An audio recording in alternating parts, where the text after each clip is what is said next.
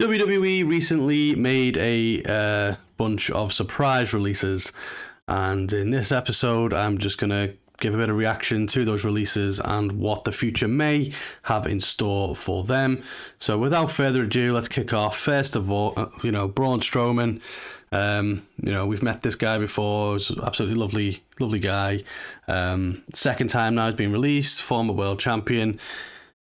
It's a tough one. I feel like they brought him back and got him back round in the mix to kind of help elevate some of the talent. We've seen him have bangers with the likes of Jacob Fatu and Bronson Reed, and essentially did a pretty decent job of elevating them and getting those feuds over.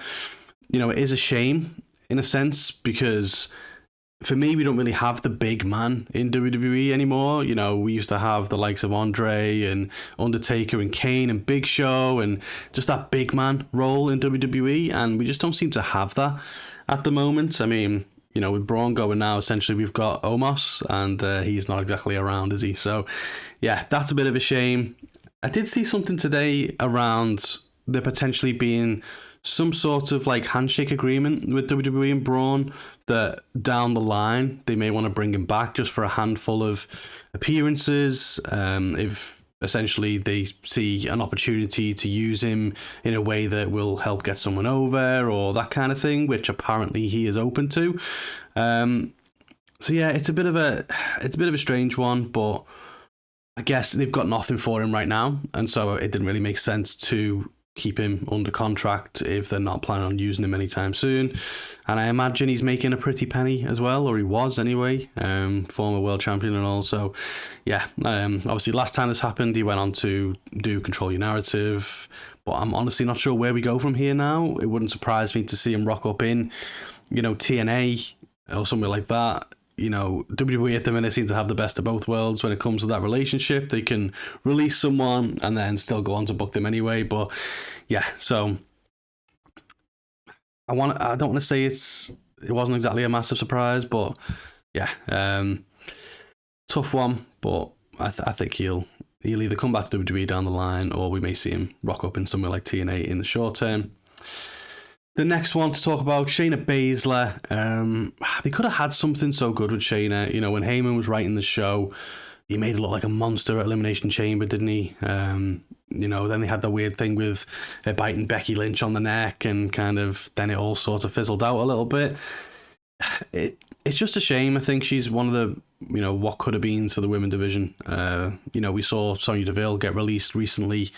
They just started that Pure Fusion Collective together. And obviously with Shayna going as well, that does leave me a little bit concerned for Zoe Stark and what that means for her going forward. But, look, Shayna's got that MMA background. She's, we've seen her in Bloodsport. We've seen her wanting to mix it up in that way. And honestly, I think Japan would be a perfect move for her. It would make a lot of sense. I think she could become a huge star over there with, just how vicious she is, and that, as I say, that MMA background. And, it's clear she loves professional wrestling. She's the one who got Ronda Rousey into it. She's always been a huge fan.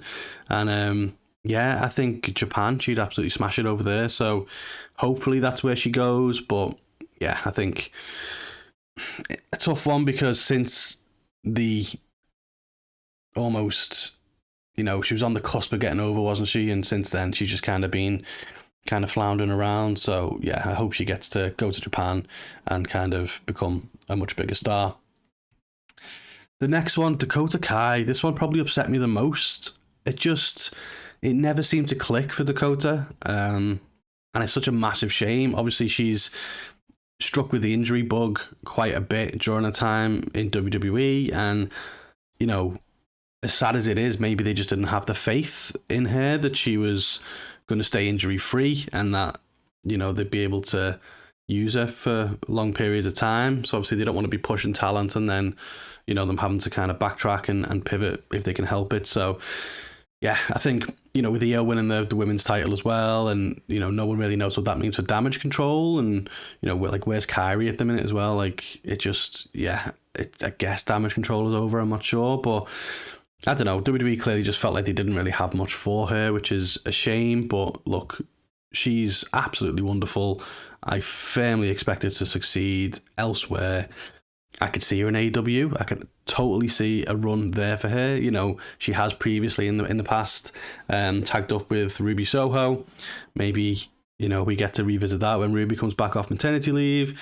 But yeah, I think she's definitely going to land on her feet, that's for sure. But yeah, this one, I don't know, just this one hit me the hardest, I think, just because I know the potential she's got, and it's just, you know, I feel so bad for her that she didn't get to realize that in WWE. Now, the next one to talk about, and look, I'm not going to pretend like I watch a ton of NXT, because I don't. But Eddie Thorp, I believe, is actually dating Dakota Kai. So interesting, obviously, that they're both being released. Obviously, no one really knows the full reasons behind these releases. You never know whether they've asked for it or, you know, any reason. Maybe one of them was going to go and so the other one joined. You never know. But yeah, look, you know, if Dakota goes to AEW, I think she'll have a decent amount of clout. And I'm not trying to disrespect Eddie when I say this, but, you know, Dakota's a bigger star. So, I mean, it's tough to say that, isn't it? Because he's obviously done his thing in New Japan and he's big over there. But I suppose to the Western audience, maybe Dakota's obviously had that WWE exposure. So I think Dakota could definitely get in at AEW. And as a result of that, you know, Eddie could absolutely join her. We have seen him in AEW a couple of times, representing New Japan. So yeah, maybe that's where they go. You know, they could go back to New Japan, but I just don't think Dakota would want to leave the US. So for that reason, I expect them to kind of stay on. Maybe, you know, Thorpe goes to the likes of Ring of Honor, Dakota goes to AEW. All remains to be seen. But yeah, I could be completely wrong. He could be the best thing since sliced bread, but I'd say I don't watch much of NXT. What I've seen of him, he looks solid. But yeah, with them obviously both being released, I see them kind of going together somewhere. So AEW is likely for me. Another shocking one, this one. Cora Jade. I don't really get it. Is it also an injury thing? You know, she's had a few serious injuries with WWE, hasn't she? And I don't know, like, and I know this isn't exactly a reason, but, you know, she's pretty tight with CM Punk here and Roxanne. And, you know, from the stuff we've seen, you kind of thought that the pair of them were going to go on and be maybe part of the future of the women's division in WWE. But for whatever reason, they never just seem to want to call her up to the main roster. It could be the injury side of things, but it's a strange one. Like, she's confirmed that she's already started an OnlyFans page, so I'm sure she's going to make an absolute fortune when she goes on there. But, you know, she's seemingly planning to stick with wrestling as well. She's going to go back to Elena Black. So yeah, I don't know. It's an opportunity for her to show WWE what they're missing by letting her go. I could absolutely see her in TNA.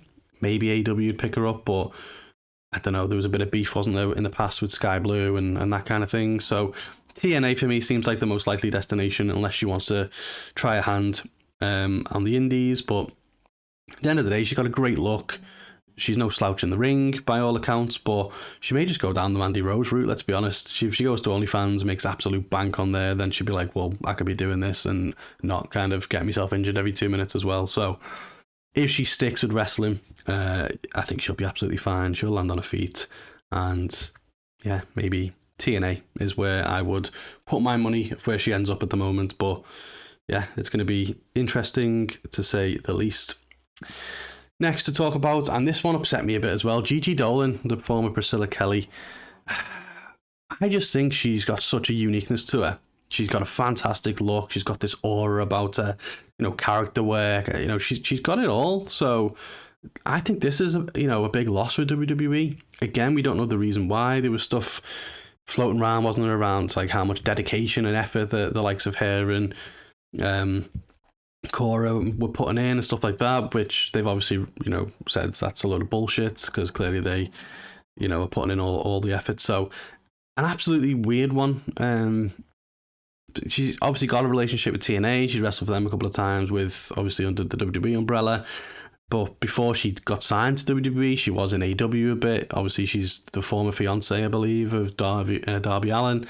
So I believe they're still on good terms. I'm sure, you know, she could definitely get in AEW if she wants to go there. But I don't know. I think it's ultimately going to come down to how much she wants it, really. She had a couple of chances. Obviously, they did the whole toxic attraction thing, and that kind of ended up fizzling out. I think she's got all the potential in the world. I just want to see her show it. And whether that's because in WWE she never got the opportunity to show it, that's a very fair possibility. But I expect big things from her, and I think that she's got it, and she just needs to show it now. And who knows, maybe she will be back in WWE down the line. But yeah, this was a tough one, because I do think that she's got it all. She would have been a good addition to the main roster women's division, I feel. But yeah, let's see what is next for her. This one's sad as well. They're all sad, let's be honest. But obviously, Kaden Carter, Katana Chance, like, these two are just best mates in real life. And obviously, every time we saw them on WWE TV, they just look so fucking thrilled to be out there. And, you know, Katana especially, she's former, what was she, a Ninja Warrior or something she's been on? Like, she can do some phenomenal things. She's an incredible athlete. And it's a big shame for me, because this is one of the only women's tag teams that, like, legit are a tag team. And it's scary to me, the fact that they've let these two go, because that makes me worry for the future of the women's tag division. Because, let's face it, they haven't got any. Like, Liv and Raquel now holding it down. They've kind of done the Secret Hervis as kind of a bit of a team, I guess. But who else have we really got? So, to take the only actual legit women's tag team who are like, okay, we don't even ever do singles, really, we are a tag, and release them, I don't know, I'm a bit fearful for the future of the women's tag team titles in that regard. But, you know, it's a strange one, this. I don't know where they go from here. They clearly both still want to keep wrestling. I've not seen anything to the contrary of that. I'm not sure if they've got enough star power, though, to kind of make a debut somewhere as this big kind of team, or, you know, if they go solo. I don't know. So I'd like to see them, if they stick with it, just grind it out on the indies, refine themselves a bit, and who knows, maybe we will see them back. But yeah, it's a tough one, this. It's a shame, and I genuinely wish them both the best, because yeah, they just, I don't know, they just look like they were absolutely really enjoying it. So I know, absolutely sucks to see them kind of get released. But next we shall talk about Gallas. So obviously Wolfgang and both Joe and Mark Coffey are released as well. This screams like they're going to come back to the UK to me. I can very much see them rocking up in Scotland in ICW, or maybe even in Progress. You know, they've wrestled there before. Clearly a very talented bunch in, like, the top, definitely inside the top 200 on the PWI. I'm not too sure where about they were. So, you know, they've got the in-ring capability, that's definitely for sure. So I think maybe it is time to see them come back home, back in Scotland, back in the UK, and yeah, show everyone what they're made of. They've done the NXT UK thing, they've done the NXT thing. So, you know, I think, yeah, let's see what they can do back home, and maybe just become massive stars over here. The next one, and again, you know, not a massive avid NXT watcher, but two of the Metaphor, Aromen and Jakara Jackson, from what I've seen, I mean, look, I'm not going to phone it in and pretend like I know loads about them, because I don't. From what I've seen, they both look solid. They both look like they've got potential. And I don't know if they plan to carry on doing this in the future, what their plans are. But if they do, then yeah, hopefully they both land on the feet. And wish them the best. Again, the next one, Riley Osborne. So he's an English lad, brought over from NXT UK, a bit similar to Gallas in that regard, but, you know, still relatively young, 27, which is nothing in wrestling years. But this is an interesting tidbit. He is dating Blair Davenport, who was released recently as well. So I don't know, maybe it was a decision of him saying, well, look, I want to leave too, because Blair's going to go and do this and I want to do it as well, or whatever. But, you know, TNA clearly sees something in him. He's had a couple of opportunities for the X Division title. So perhaps they can pick him up, get him in that division, or maybe head to the Indies, I'm not sure. But, you know, me and Anthony joke all the time, like, you know, just because they're couples doesn't mean they have to work in the same company together. But, you know, sometimes it's just easier if they do, isn't it? So wherever they go, you know, maybe we'll see both Riley and Blair Davenport head to the same company. We'll have to see. But yeah, I suppose lastly, this one's not so much a release, I guess, as letting a contract expire, but Shotzi. Now, anyone who is an OG fan of the A2theK Wrestling Show knows in the very first episode we ever did, which was Rumble Talk, I kind of joked that she just looked like someone gone on WWE 2K on Creator Wrestling, just hit randomize, with come out with green hair and this little tank. I'd never seen it before. I was like, what is this? And do you know what? I'm happy to be proven wrong, and I'm happy to, well, forgive my ignorance, shall we say, because she has proven that she's got moxie. Let's say that she's willing to take any kind of bump that you can ask for. She does make a couple of botches here and there, but you know what? She gives it her all. She's had some stuff go on in her life. Obviously, shaved her head, some personal stuff there with family members and stuff like that. So, yeah, been through some tough times. But do you know what? Every time I've seen her, she's done her best. She's stepped up, and yeah, I think she can. I can see similarities here to Naomi when she went to TNA, and kind of stood out on her own. People were like, okay, we never saw this side of you in WWE. I can see Shotti doing the same here. I can absolutely see her going to TNA. I can absolutely see her doing similar to, Trinity, and kind of making a name for herself there and proving everyone wrong and making WWE think again and look back at her and go, oh, maybe we shouldn't have let her go. But yeah, I think, she clearly loves the business. She's been great at the business in that regard and giving her all to it. So I want to see her land on her feet. I want to see her prove everyone wrong, and who knows, maybe we'll see her back in the WWE in the future. But they were the WWE releases, obviously somber topic, and you see a lot of different opinions on it and stuff, I guess, and it's hard, man, because the WWE roster is just huge, and you've already got people complaining at the likes of them signing, Aleister Black and Miro, and it's like, well, if they brought them back, they should be going for the world title. And then you've got people who, I don't know, like Drew McIntyre, and people who are nowhere near the world title division at the minute, having to go for US title programs, and it's like the roster's just stacked. So it's tough, but if you can look at talent and just go, we've got no plans to get you anywhere near the main roster, then it gives them a chance to go and prove why they should be. And obviously Drew is a classic example of that. Someone who probably got a little bit, tired of it and felt like, complacent, I guess is the word. I guess he got a bit complacent. They released him, and he was like, you know what, I'm going to show them. And boy, did he, So I wish all the people that got released just the best of luck for the future. I can't wait to see where they end up, and hopefully, yeah, they do really well for themselves, get all the success they want, and maybe we get to see them back in the WWE soon. So, yeah, solo episodes this week. We will be back A and K next week. But yeah, let us know in the comments, what did you make of the releases? Anyone particularly shocked by them going?